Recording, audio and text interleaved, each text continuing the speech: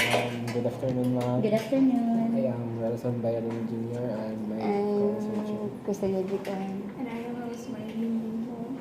So, among title is Exploring the Lived Experiences of Pre-Service English Teachers with White English Ideas. So, ang main point lang yun sa mga study is i-explore ang kanang mga lived experiences sa mga teacher sa White English Ideas. So, meaning sa White English Ideas, kada bitang conform bata sa standard English yun. Okay. Is kanang White English or kanang sa mga American English ba? Pronunciation, sa accent, sa grammar. So, need ba ta mo-conform ano or ato lagi kuha na tong own na naman tayo own ko din ang accent, which is Philippine English yun naman. So, mga din ang main point sa mong study. So, aware naman po tayo no, ang data is kaming confidential and kuan. Okay, so, start tayo sa pangkuan. So, in the research question 1, what are the lived experiences of pre-service English teacher with White English Idea training? So, how were you introduced the concept of standard English or native-like proficiency? Okay, so standard English. So naka-outline sa answer na. I was introduced to the concept of standard English early in our education, especially sa textbook na to, and then sa teachers, and then social media or in a media platform. And then English or American English is kanang kuan as correct kung sa ta mag-speak, kung sa ta ka-fluent ng istorya.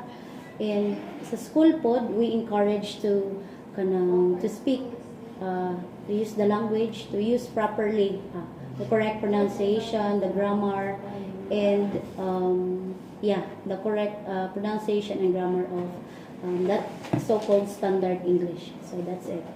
So, if katong pagka-interview sa imo ma'am na unsa may imong na feel ni conform ba ka or ni adapt ba ka or wala ka ni adapt? Okay, we are obliged to adapt, no? But bisa naman gyud tayo nga maka-adapt ta, especially if the teachers kay ingon gyud tag i-adapt na, but naaman po tay kaugalingon nato nga patuag yung English. Like bakikaw English and ato aman jud na. So, mo to siya.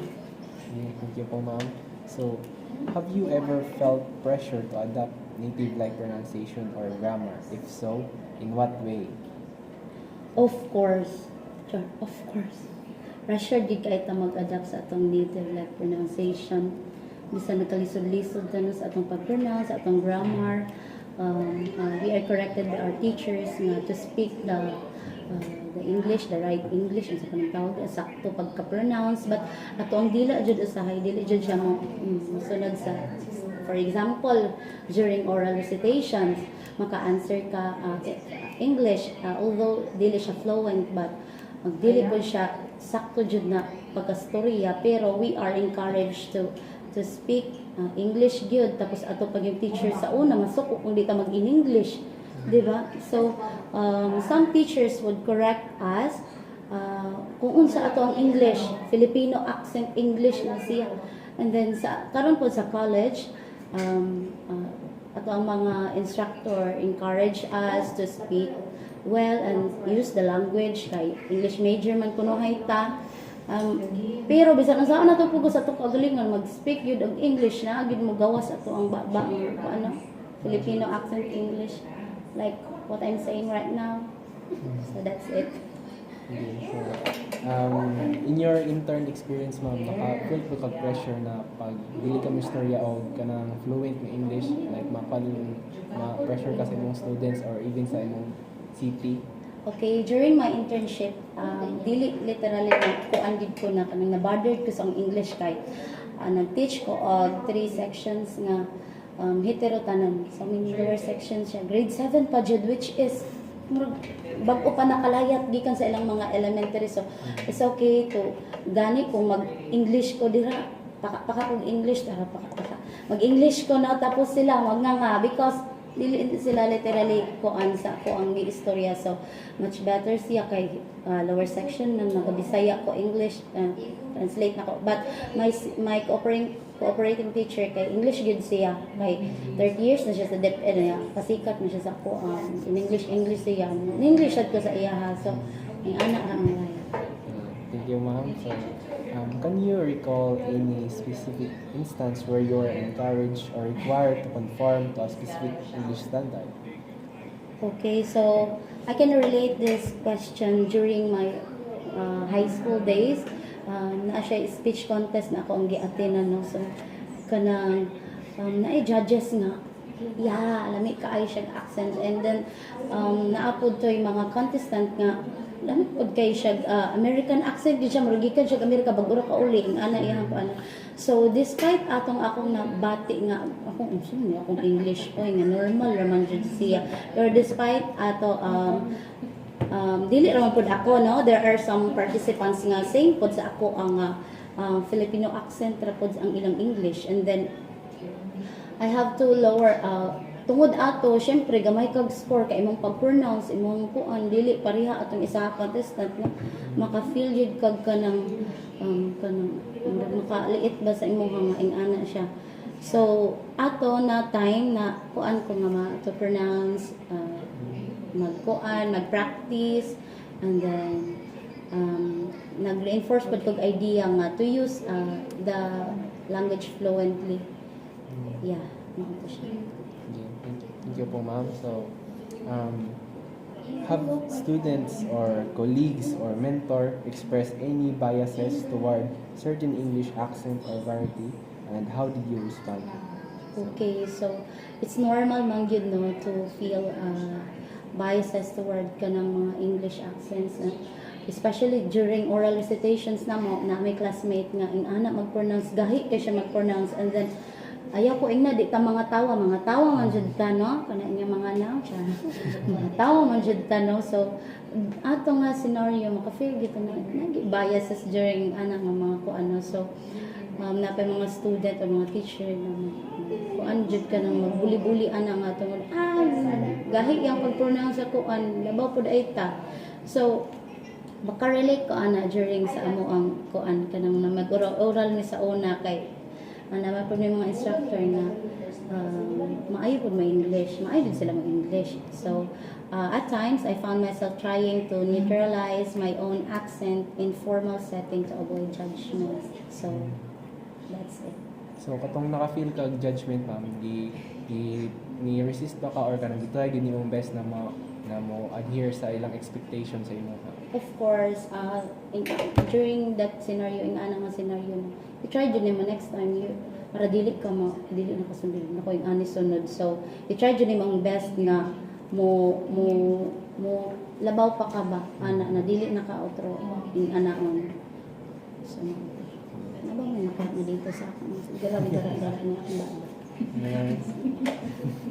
Thank you po, ma'am. So, next question is, have you ever tried to challenge or resist these ideals in your own learning? If so, can you share how and why? So again, 1.5. So have you ever tried to challenge or resist these ideals in your own learning? If so, can you share how and why? Okay. I have tried to challenge these ideals by embracing my Filipino English identity. So after learning about world Englishes in my teacher education program, I realized that English is a global language with multiple variations. Now I focus on clarity and communication rather than trying to sound like a native speaker. So with this, each day ato magyang gina-try nga dili lang ta ing anak ma-improve pod kay syempre nagaskwela man ta, and then later on labi na anak ka sa field na naka sa internship, no, mabulig ka labi na imong mga student is mas bright pa sa imo, di ba? So mag-ampo lang gid ka nga imong mga student di gid labaw sa imo kay if labaw sa imo na wa jud kay mabuhat, but to kuan gid practice speaking and then reading. Yeah, so that's it. So in your internship experience with ma'am, na-impose ba nimo sa imong students na mo adhere sa standard, or imo lang ginakuan nga kanang like Filipino English lang gyud? Okay, so dili ko nagakuan kung sa gyud ang standard, no, as much as every time maka-answer sila sa akong question, although bisan nagkatuwad baliskad kay siguro kung mag-set kag standard dito lang guna sa higher years nang gitudloan or the level of the students kay kung dito pud ka para sa kuna hitero nya grade 7 dili ka maka-expect nga imuhang makaset gi kag standard because dili man sila pa kuan sa speaking maglisod pag nag-writing sa matag speaking no so ginatry ni mga mo kuan na mo yang ilang somehow pahapyaw lang nga yes kana imuha gyud na silang patrayon pag i-guide the correct term is i-guide nimo sila kung sa bang labi na answering question mo diretso mo gyud na sila di mo gyud na sila the lesson that we discussed di mo gyud na sila mo diretso mga kung ano we discuss about ana man na sila no so imo gyud na silang i-guide how to or correct pud nimo unsa ilahang gigamit ang mga words pag answer. Thank you po, ma'am. So, let's proceed to the research question 2. So, how have students' lived experience with white English ideals shaped the way they learn and use the language? So, how has the introduction of standard English or native-like proficiency shaped your English language learning experience? So, the emphasis on standard English shaped my learning experience by making me believe that native-like proficiency was the ultimate goal.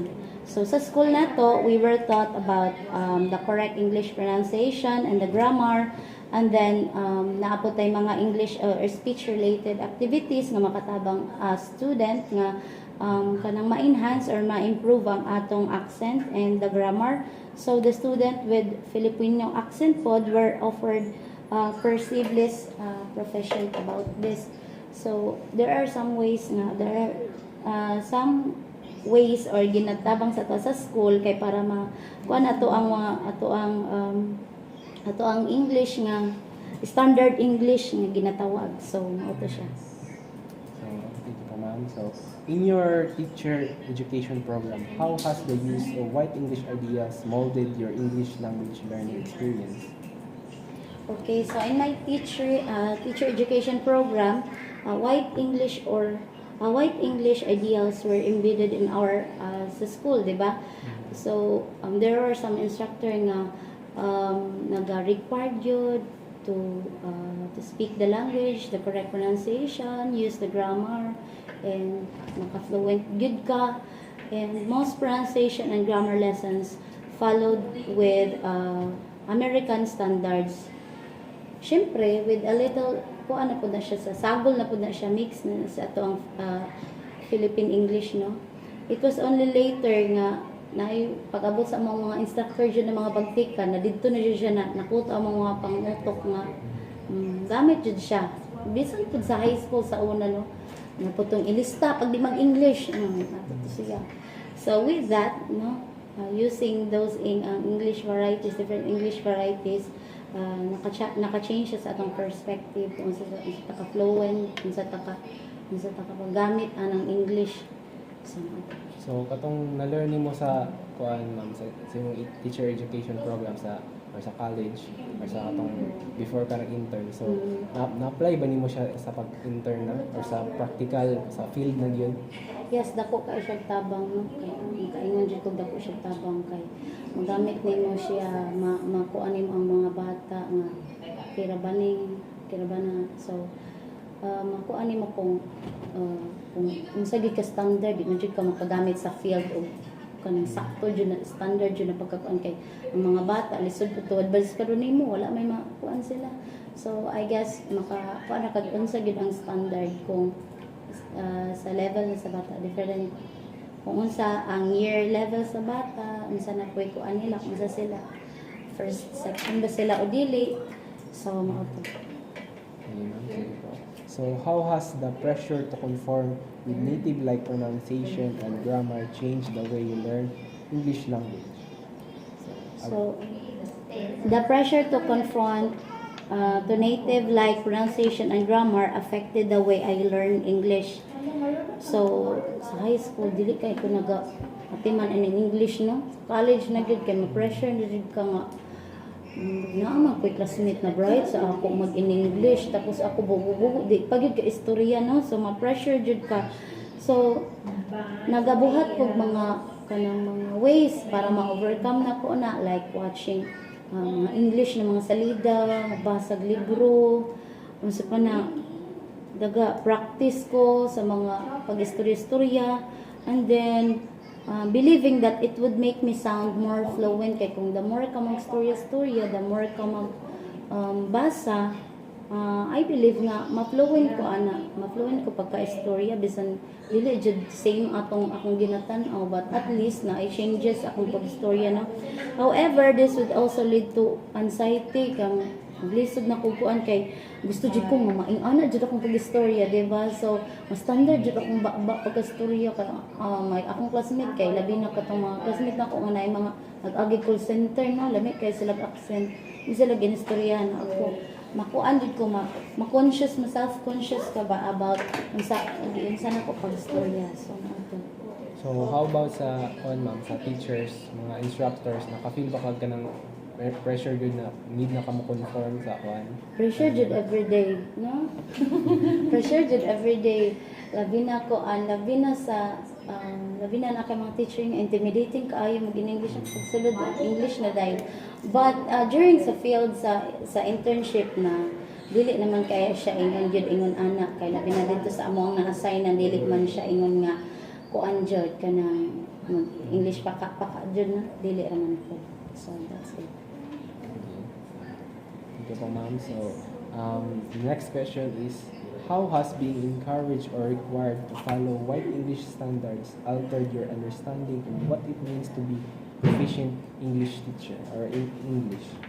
Wala na. So, 2.4. 2.4. So again, how has being encouraged or required to follow white English standards altered your understanding of what it means to be proficient in English? Okay. So being encouraged to follow the white English or the standard English now initially made me believe that English proficiency was all about sounding like a native speaker. So over time, I realized that true proficiency means being able to communicate effectively. Nevertheless nga kung unsa imong pag-speak, unsa nga English imong gigamit, standard ba na siya or ato ala Philippine nga tono nga in English, but wala na siya nagmatter as long as you communicate well, effectively, and regardless sa accent imong gigamit. So this shift in understanding helped me appreciate my own way of speaking English. So kung unsa akong pag-speak of English ka. So yeah, that's it. So, sa mo pong kuan ma'am, sa imong like naman tayo teaching philosophy, so imo po pong apply sa imong future students po kung if mag-teach man ka nga mahimong proficient po sila sa language or sa imong speak. Need nila mag-adhere sa white English ideals na hindi ko ang Filipino English. Yeah, of course, mao jud na atong goal nga labi na English major ta, English teacher ta. Mao man jud atong goal nga ato akong student ma-share pud nato kung unsa how to speak, kay wala sila stage fright, sila mahadlok mo storya to express sa ilang silang una-una, especially during oral recitations, ma-express nila dili necessary nga fluent jud sakto jud ang grammaring and pronunciation as long as ma-express nila sa ilang answer or sa ilang answer sa imong question. So that's So, you mentioned ma'am na balag magkuan tuwad baliktad ang grammar, but mo bang i-correct sila if ma'am? yes, of course. So the point is bahalag unsa sila pagkastorya tuwad baliktad as teacher mo jud nang i-correct, mo jud nang saktohon, kay basin pagtuon nila ato ilang gi-answer is sakto na to, kay wala nimo sila gi-correct. So thank you po. So, the next question is, how have experience with biases or judgment about English accents or varieties form your learning progress and self-perception? okay. Experiences with biases toward English accents influence my self-perception. For a long time, I felt that my English was inferior because it didn't match native standard, kung sa mga standard na English. However, after learning about diversity and linguistic diversity, I became more confident in my ability to communicate in English regarding regardless of my accent. Yeah. So katong time na kanang naka-feel ka inferior, so naka-affect ba to sa imong learning progress na like na motivate ba ka or na discourage mo on? At first, I feel jika discouragement sa myself, but later on, you will find out na why not trying my best, trying kuan kay para to overcome instances kay kung diha lang ka ma-discourage lang gid ka permi, di ba? So di wala jud ka improvement. So kinahanglan pag ka ma-discourage una deserve ka maka-improve. So mo na ka master. Okay, ma'am. So let's proceed to the third question 3. So what are the reflection of pre-service English teachers on their lived experiences with white English ideas in language learning? So the first question is, as an English language learner, what reflection can you make with your lived experiences on white English ideas? Okay, so as an English language learner, I have come to realize that my experiences with white English ideals have shaped both confidence and anxiety in using the language. While striving hard kung gusto ginatog standard English has helped improve my communication skills. It also made me feel that my natural accent and Filipino English variety were less valid. Now, over time, I have learned to embrace the idea that fluency is more about clarity and effectiveness rather than sounding like a native speaker. So that is my reflection about my experience, the lived experience about white English ideas. So upon knowing na ay Philippine English pud ay ma'am, so naka-feel ba ka nga i-embrace ba nga nga kuan kana nga like namatay Philippine English, embrace po siya like dili na need na to conform sa standard? Yes, of course. Knowing that naapod tayo Philippine English kay mauman jud to ato ang although we are taught by English standard English, gina-adapt nato or more kuan sa ato ang katong magyong Philippine English or Philippine nato nga accent sa English lagi, and then so mao to gina-adapt gud nako siya. So you agree pod mga kawan mo na mo adapta sa Philippine English na to, which is atong local, atong variety? Yes, kay dili not all man jud diretso sa kung ginatawag nga standard English. Some of the people or the mga student kay didto gid sila mga siyang sa Philippine accent o Philippine English. So ito siya. Thank you, ma'am. So what are your thoughts on the importance of native-like pronunciation and grammar in English language teaching? Okay, so I believe that kanang pronunciation and grammar are important man jud siya in English language teaching, but native-like proficiency should not be the ultimate goal. The emphasis should be intellectually rather than accent imitation. Sundog-sundog tag accent ba, no? For instance, kanang teacher sa mo kanang nay Filipino teacher na Filipino po ang accent na can still be highly effective as long as they can communicate ideas clearly. And then instead of forcing students to adapt native-like speech, as teachers should focus on helping them express themselves confidently in English. Encourage na to sila maka-express ilang kaugalingon using in English. So, how about do you have any experience na preference in applying job or applying job bitaw if like kanang mas paboran ba ang kanang like kanang they speak like like a native than compared to the kanang Filipino gyud nga dili sila fluent sa English? Do you have any experience about that one? Yeah, I have an experience during ay kanang nag-interview ko na sa job sa una ra. So ako lagi dili kay ko, dili man jud kay ko pa ko nag-eskwela ato, so dili kay ko malik ba ng English.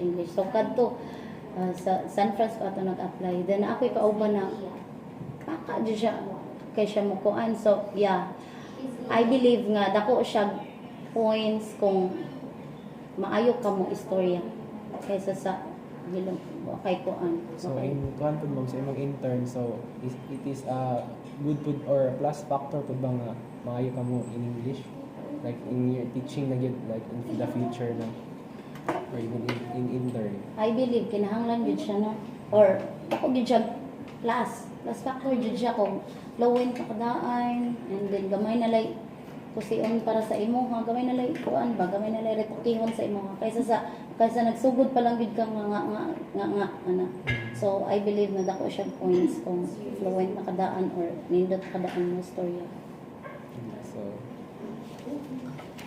So let's have another question. Before you were introduced to white English ideals, ma'am, how do you perceive those, or how do you view those kana native Filipino persons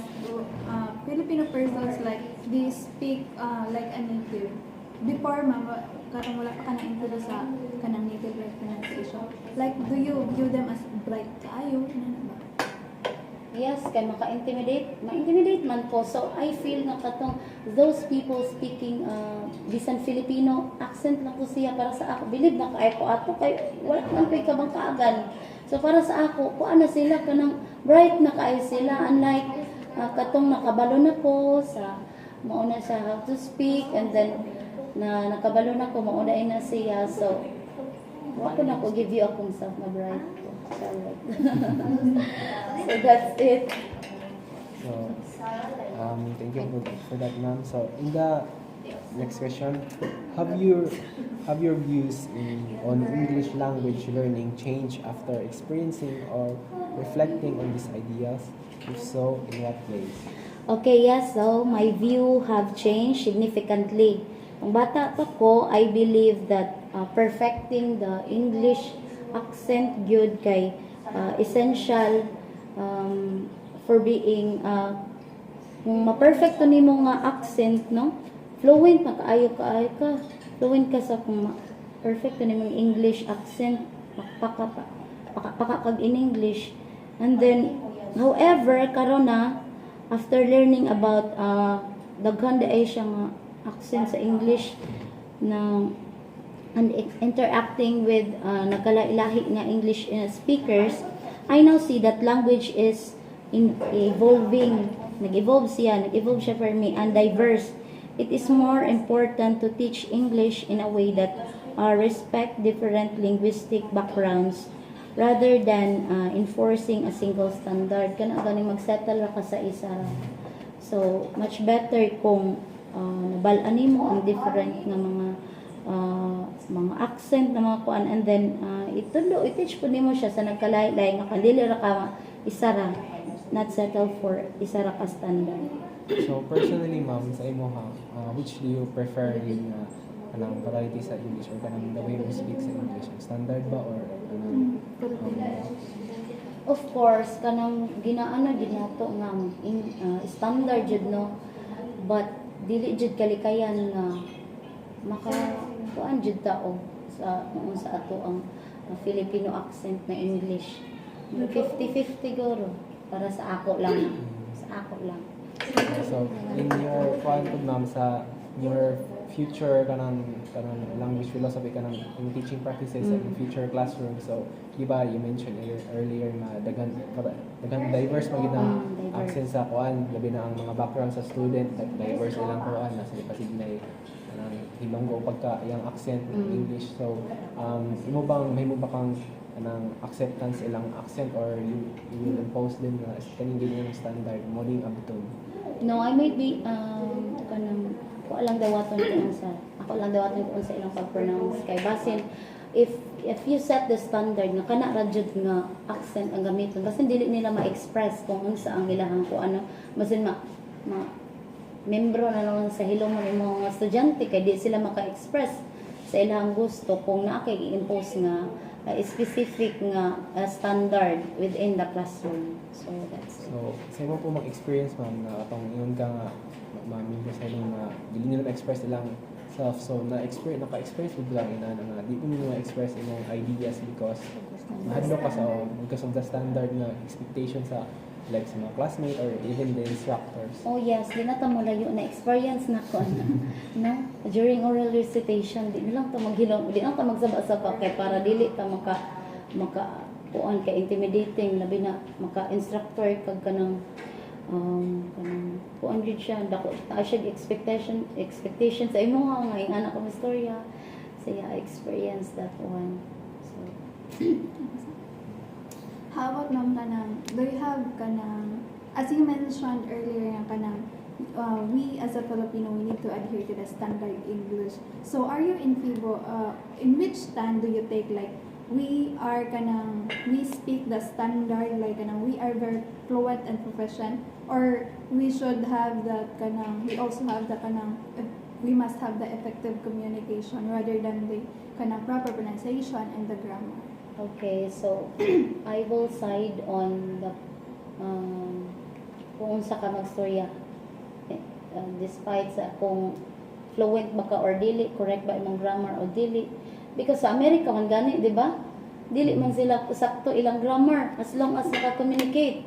So nganong kita Filipinos, we need to adapt the standard English as long as we can communicate, katubag ta sa question, even though dili siya dili siya sakto ang grammar and pronunciation, kaya nga naman makorek naman na siya kadugayan kaysa dili ka makastorya kay dili standard imong pagstorya, di ba? So much better nga ma-express nimo ang kagalingon, express nimo imong thoughts despite na makorek ka later on. So that's Thank it. you for that. So, thank you for that wonderful insight. So in the next question is, what do you think should be done to create a more inclusive approach to English language learning that values diverse Englishes? Okay, to create a more inclusive approach to English language learning, we teachers and schools should recognize and integrate various English varieties sa ato ang curriculum. For me lang ha. This includes exposing students to different accents and dialects, encouraging confidence in their natural way of speaking, and highlighting the value of effective communication over strike adherence to native-like norms kung unsa kung naandan, and then promoting a mindset that English belongs to all the users, not just native speakers, kanang unsa siya essential sa native speaker. Kay gani ay kanang nakuan ko sa amoong na internet sa school na mo no kay katong na assign ko pag internship kay kato lang mga first section ng mga bata kay na sila yung mga special na mga subject like Korean, Spanish, and ana. So why not i-apply sa tanan? Kay dito manggod kay STFL lang. Ang lower section dili appeal atong kuan, so mas nindot guro to siya kung belong siya sa tanan. So that's it. So dili sa field dili man gyud nato malikayan sa mga students nga nag-irag biases na mo kuan ma'am. So how will you as a teacher or as a language teacher, how will you kanang nahimong inclusive ang environment ita nga dili ma-judge, dili katawan if mali ang pronunciation na. Okay, thank you no. So it start with dapat ikaw po na teacher dili ikaw una makatawa. No, kay Muslim ang good pag mali ang pronunciation and then ikaw una makatawa. So why not dawaton to nimo nga answer and then you try to correct the grammar first and then sa iyang pag-pronounce para ang bata dili na next niya nga motubag siya, dili na siya mag-hesitate magtubag kay knowing nga dawato nimo kung sa iyang tubag and then i-correct lang nimo siya kung sa iyang mali man ugaling sa iyang pagtubag. How about sa mga kadaghanan gid sa student ma'am nga or maka-feel sila hesitation nga mo kuan kay sig mali mga anxiety bitaw nga sig mali mo speak na kuan, how will you kanang i-solve or kanang i-change bitaw na ilang mindset na dapat dilin ana? Okay, so my cooperating teacher na siya tactics ano yun, ano. Iyahag jud nang agbayan ang bata. Pag mag-answer na, gikan yun sa sugod hantod mahuman, gina-guide niya. So during my internship, I adapt katong style niya nga agbayan ang bata and then hinang-hinayog patubag so that katong bata nga dili gani matindog bisan tawagon nimo makatindog yun siya. And then I believe nga effective to siya kay kanang bisan maglisod siya tubag knowing nga naa ka naga kuan sa iya naa ka sa iyang likod and then you will correct directly kung sa iyang gistorya, makatabang siya to less unsa iyang gibati nga anxiety. So in the field yun ma'am, sa as a intern naman din no, in the field, so kaning aplika kaning ma-apply pa di siya, kaning dili pa siya lisod i-apply kanang strategy or kanang kay uban man gud kay Yeah. lisod di kuan. So, kuan ang guro to kay grade 7 man akong gitudloan. Tapos lain na pud siya kung didto na nimo sa grade 10 mag-ana-ana, no? Lain kay siya. So, mas maayo guro magkuan kag lain na strategy, lain style nimo sa pagkuan. Kay kadto siya na strategy kay sa grade 7 to nako siya na-adapt. I believe nga kuan magamit dito nimo siya. Pero I don't know sa higher years, higher level kung effective pa ba to siya kamurag ingon na mo na maguyab mo kung mag-ana-ana ka dito. Thank you for that wonderful insight. So, the next question, the last question. So, what do you think should be done to create? What advice would you give to future pre-service English teachers regarding the impact of white English ideas on their professional development? Okay, so my advice to future pre-service teachers, English teachers, is to be mindful lang yun, of the impact of white English ideals on their teaching practices. While it is important to teach correct grammar and pronunciation, they should also encourage students to embrace their linguistic identity on how giunsa nila pag-pronounce in their own way. And then future teachers should foster an environment where students feel confident sila using English without kahadlok, without fear of judgment, i-judge sila, i-bully sila of their accent or word choices. By advocating for linguistic inclusivity, they can help reshape how English is taught in the classroom. So, as an individual, ma'am, what advice can you share na sa mga individual na mahadlok mo speak sa language because they fear na you will be corrected or na yung mga mistake or katawan siya or judge? Okay, it's okay to have mistakes, no?